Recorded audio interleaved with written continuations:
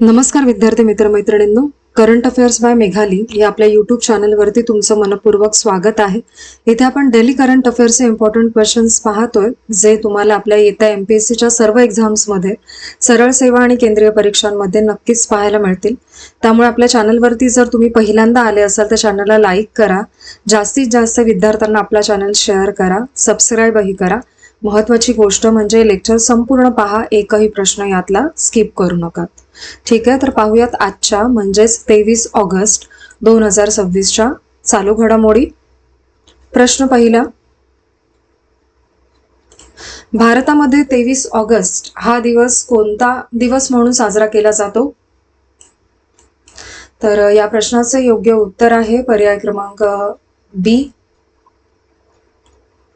राष्ट्रीय अंतराळ दिन म्हणून साजरा करतात भारतामध्ये.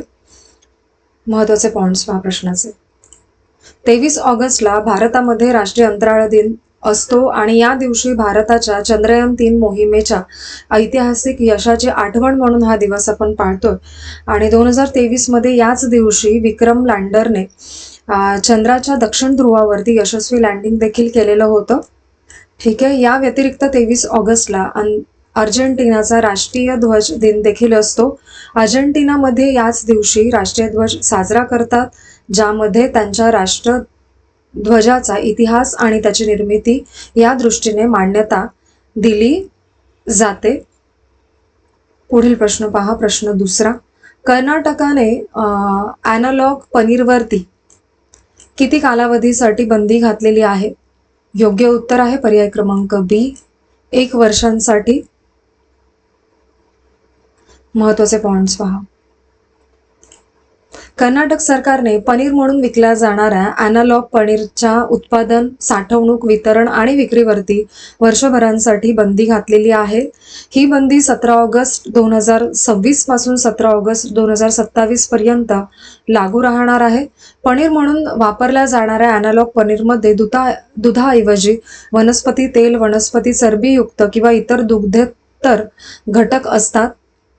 ठीक आहे, आणि अन्न सुरक्षा व मानके अधिनियमानुसार कर्नाटकाच्या अन्न सुरक्षा आयुक्तांनी हा निर्णय जारी केलेला आहे. आणि FSSAI ने जिन्सांसाठी दर्जा ठरवलेला नाहीये अशा सर्व दुग्ध प्रतिस्थानी उत्पादनांवरती ही बंदी लागू असणार आहे.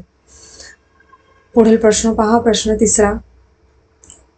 केंद्र सरकारने मोबाईल फोन उत्पादनासाठी किती रुपयांची योजना अधिसूचित केलेली आहे?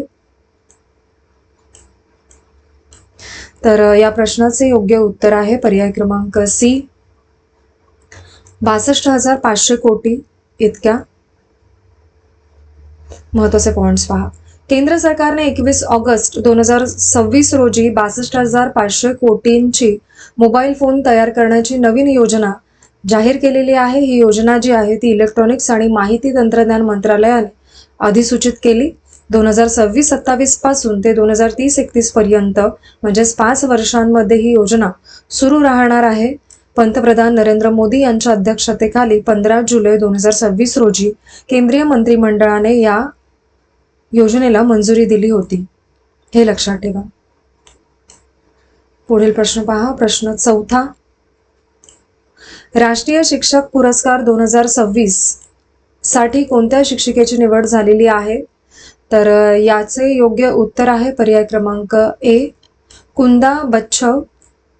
या व्यतिरिक्त कविता गीते यांना देखील हा पुरस्कार मिळालेला आहे. दोघींना मिळालेला आहे, कुंदा बच्छव आणि कविता गीते. हे नाव पुढे मी घेतलेलं नाहीये, पण हे लक्षात ठेवा, या मॅडमनाही मिळालेलं आहे.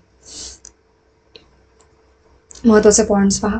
मुंबई महानगरपालिकेच्या आनंदवली येथील सावित्रीबाई फुले विद्या मंदिर विद्यालय क्रमांक 18 येथील शिक्षिका कुंदा बच्छव यांची राष्ट्रीय शिक्षक पुरस्कार 2026 साठी निवड झालेली आहे. त्यांच्या नाविन्यपूर्ण, सर्जनशील आणि सामाजिक बांधिलकीने प्रेरित अशा शैक्षणिक कार्यामुळे ही निवड त्यांची झालेली आहे. कुंदा बच्छव यांनी विद्यार्थ्यांसाठी तंत्रज्ञानाचा प्रभावी वापर केला, वाचन संस्कृती वाढवण्यावरती भर दिलेली आहे आणि विविध शैक्षणिक उपक्रम राबवून त्यांनी विद्यार्थ्यांमध्ये सामाजिक जाणीव वाढवली. या उपक्रमांमुळे विद्यार्थ्यांच्या सर्वांगीण विकासाला मदत झालेली आहे. ठीक आहे. पुढील प्रश्न पहा. प्रश्न 5वा. अंतराळामध्ये चालणारी पहिली फ्रेंच महिला कोण ठरलेली आहे? योग्य उत्तर आहे पर्याय क्रमांक बी, सोफी ॲडेनॉट असं त्यांचं नाव आहे. महत्वाचे पॉइंट्स पहा. सोफी ॲडेनॉट या अंतराळात चालणाऱ्या पहिल्या फ्रेंच महिला आहेत. त्यांनी 18 ऑगस्ट 2026 रोजी स्पेस वॉक केले. सोफी ॲडेनॉट या दुसरी युरोपियन महिला आहेत ज्यांनी अंतराळात चालण्याचा अनुभव घेतलाय. या स्पेस वॉकमध्ये अनिल मेनन हे त्यांच्यासोबत होते, हे लक्षात ठेवा. आणि या स्पेस वॉकला US स्पेस वॉक 97 किंवा EVA 97 असं नाव दिलं गेलेलं आहे. तिसरा मुद्दा सर्वाधिक लक्षात ठेवा. आणि मुख्य उद्दिष्ट म्हणजे खराब झालेल्या SGANT अँटेना बदलणे असा होता. आणि याचा फुल फॉर्म आहे स्पेस टू ग्राउंड अँटेना, हे लक्षात ठेवा. पुढील प्रश्न पहा. प्रश्न 6वा. कनिष्ठ दिवाणी न्यायाधीश भरतीसाठी वकिलीच्या अनुभवाची नवीन अट किती वर्षांची करण्यात आलेली आहे? कनिष्ठ दिवाणी न्यायाधीश आणि अनुभवाची नवीन अट, तर ती 1 वर्षे इतकं करण्यात आलेली आहे.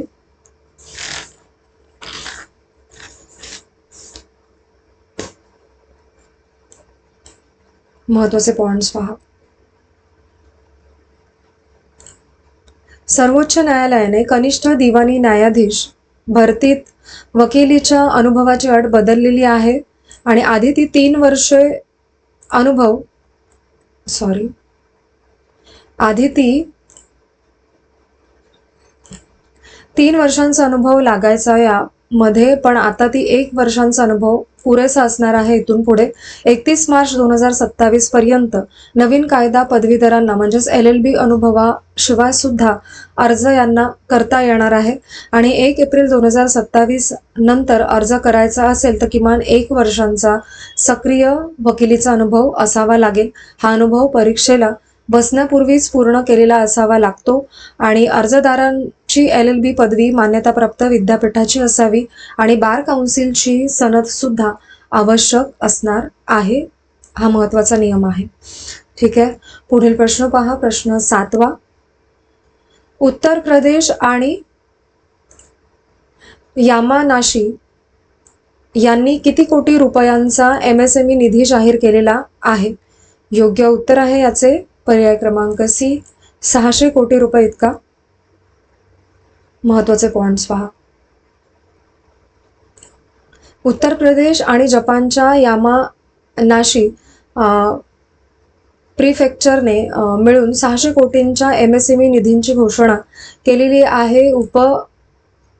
UP जपान इन्व्हेस्टमेंट मीट 2026 या मोठ्या कार्यक्रमाचं आयोजन 21 ऑगस्ट 2026 रोजी लखनौ मधल्या इंदिरा गांधी प्रतिष्ठान येथे होणार आहे. आणि 600 कोटींचा निधी उत्तर प्रदेशात गुंतवणूक करणाऱ्या यामानाशी मधील MSME साठी आहे. आणि मुख्यमंत्री योगी आदित्यनाथ यांनी इन्व्हेस्ट UP मध्ये यामानाशी डेस्क सुरू करण्याची घोषणा देखील केली. आणि ही डेस्क गुंतवणूकदारांना समन्वय आणि मंजुरी प्रक्रियेत मदत करणार आहे. पुढील प्रश्न पहा. प्रश्न 8वा. निका 2 किसान मीडियम ड्रोनचे अनावरण कुठे करण्यात आलेले आहे? या प्रश्नाचं योग्य उत्तर आहे पर्याय क्रमांक डी, नवी दिल्ली येथे.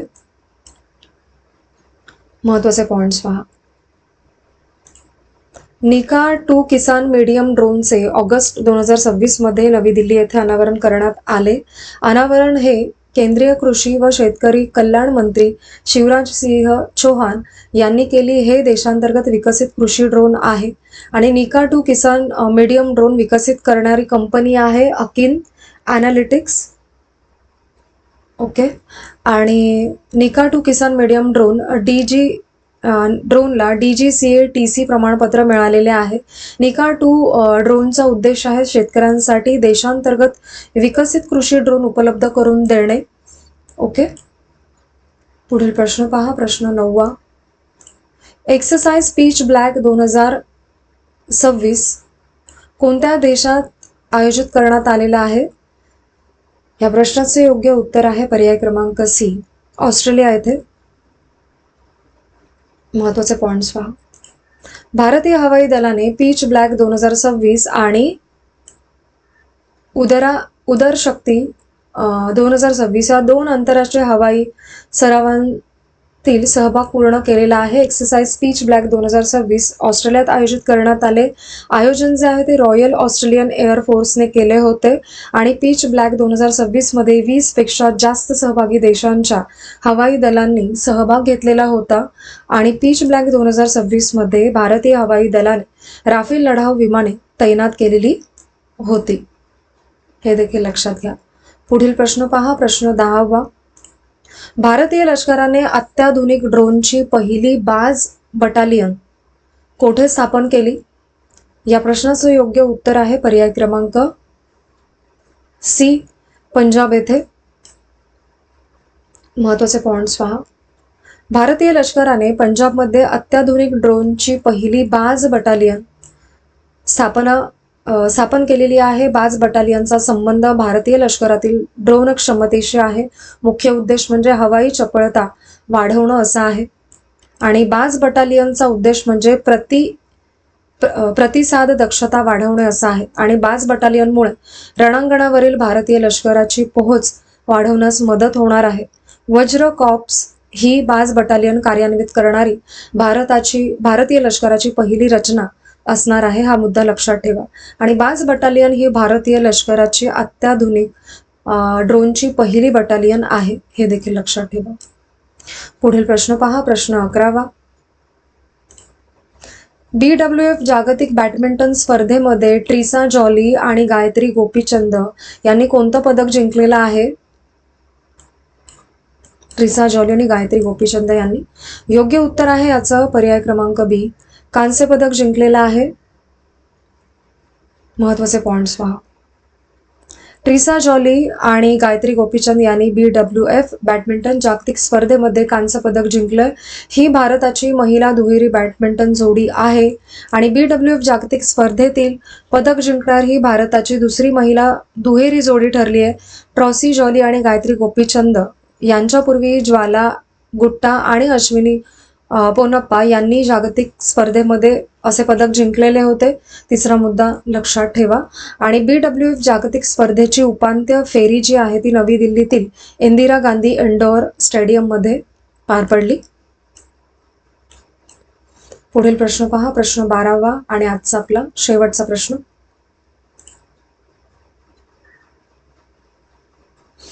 महाराष्ट्राने कोणत्या जर्मन राज्यासोबत सहकार्य मजबूत करण्यासाठी सामंजस्य करार केलेला आहे? योग्य उत्तर आहे याचे पर्याय क्रमांक ए, हेसे यासोबत. महत्त्वाचे पॉइंट्स पहा. महाराष्ट्र आणि जर्मनीतील हेसे राज्याने गुंतवणूक व उद्योग क्षेत्रातील सहकार्य मजबूत करण्यासाठी सामंजस्य करार केलेला आहे. महाराष्ट्र आणि हेसे यांच्यामध्ये MOU वरती मुंबईतील सह्याद्री अतिथीगृह येथे स्वाक्षऱ्या करण्यात आल्या. मुख्यमंत्री देवेंद्र फडणवीस यांनी यावरती स्वाक्षऱ्या केल्यात आणि हेसेचे मंत्री अध्यक्ष बोरिस राईन यांनी देखील या करारावरती स्वाक्षऱ्या केलेल्या आहेत. नाव लक्षात ठेवा. या संबंधित जर्मनीचे कोण सदस्य आहेत. ठीक आहे. आणि मुख्य उद्देश आहे गुंतवणूक, उद्योग, नवोन्मेष, रोजगार आणि कौशल्य विकासातील सहकार्य मजबूत करणे. ठीक आहे. आणि हेसे हे महाराष्ट्रातील जर्मनी आणि युरोपचे प्रवेशद्वार म्हणून काम करेल असं महाराष्ट्राला वाटते. ठीक आहे. तर आजचे आपले 23 ऑगस्ट 2026चे डेली करंट अफेअर्स पाहून झालेले आहेत. लेक्चर शेवटपर्यंत पहा ही एकच विनंती आहे आणि आजचे लेक्चर तुम्ही शेवटपर्यंत पाहिलेच असेल त्याबद्दल थँक्यू सो मच.